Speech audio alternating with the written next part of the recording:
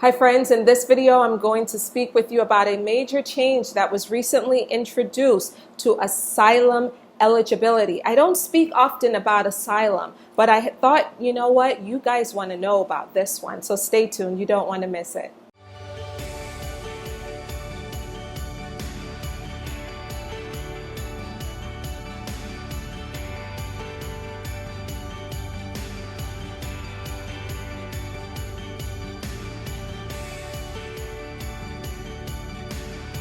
Friends, I appreciate you. As you know, that I am a full-time lawyer here in Long Island, New York, and I work on removal cases, deportation matters, complex green card matters, U.S. citizenship issues, and a host of other issues that people typically face when they're seeking an immigration benefit. So if you have not yet visited my website, McBeanLaw.com, go ahead and visit it and take a look at some of the things that I do. Schedule a consultation to meet with me if you want to work with me. So let's just dive right in. On July 16th, the Department of Justice and the Department of Homeland Security published an interim final rule. It's an interim final rule that makes major changes to asylum eligibility. And so it was published in the Federal Register, which is the mechanism that our government has set up to allow the public to understand what changes are being made to certain rules, and it allows people to comment. There's a comment period by which the public can submit their comments, and then the government will review those comments, consider them. Normally, comments are made by organizations, experts in the field, and certainly by the general public who are very concerned about the issue. In this case, this rule was published again on July 16th, and comments must be received before August 15th. So it's a very short timeline here. So what is this rule? Now this rule, just so you know, it's a final rule. It's not going through the typical long rule-making process in which first there's a proposed rule, and then the government reviews the comments and tweaks the rule and then publishes a final rule for commenting. That's not what's happening here. Here they have skipped that proposed rule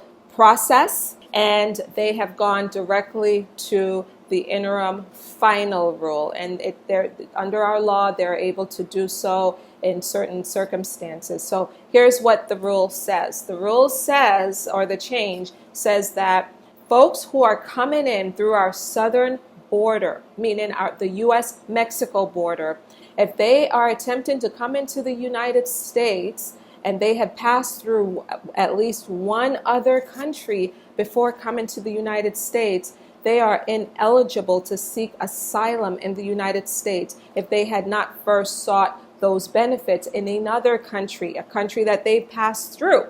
And so let's just break this down. As you know, folks from around the world, really, not just Central American individuals, but folks from around the world somehow find their way to that U.S. Mexico border, and they travel through various countries in Central America, including Mexico and some other countries, in order to get here.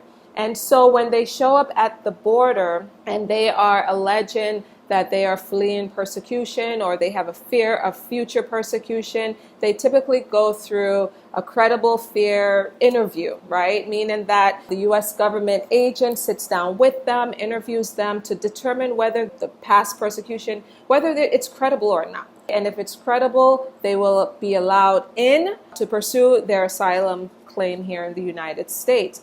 However, under this rule change, our government is now saying, or the Trump administration is now saying, the borders are, a lot of resources have already been directed to the border to try to curtail the flow of folks who are coming in through the U.S. Mexico border. And so the government is alleging that a lot of those claims are not credible claims for asylum. These are actually people who are seeking economic benefits or advantages. They're coming here because of economic reasons and not reasons under our asylum law. And so in an effort to curtail that flow of individuals who are coming here seeking economic benefits, the government is saying you must have pursued asylum protection in at least one other third country before coming to the United States. So there are 3 exceptions that the government is calling limited exceptions to this rule, meaning that if you meet one of these 3 and you came in through a third country, right, you're still eligible to seek asylum here in the United States. The first exception applies to an individual who had already applied for asylum in another country, in one of those third country, and they were denied. And denied meaning that a final judgment was issued denying them of that protection. That's the first group of people who won't be barred from pursuing asylum protection in the United States. The second is victims of severe forms of trafficking.